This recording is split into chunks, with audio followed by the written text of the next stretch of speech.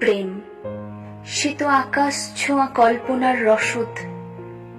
আমি ভালোবাসি নিশিরাতে তারাদের, আমি কল্পনা করি অবিরত প্রকৃতির ছোঁয়ায়। আমি ভেবেই চলি আনমনা হয়ে তাদের, জানি লোকে অনেক কিছুই বলবে আমায়। আমি প্রকৃতির ছোঁয়ায় সৃষ্টি হাতে চলি, ভাবতে দেখি সবাই উন্মাদ ভাববে আমায়। আমি রসদের জগতে বেশ সুখী, আনন্দিত। সেখানে অবগাহন করার সাধ্য তোমাদের নেই। তোমরা সব পেয়েও সব হারিয়ে ফেলেছ।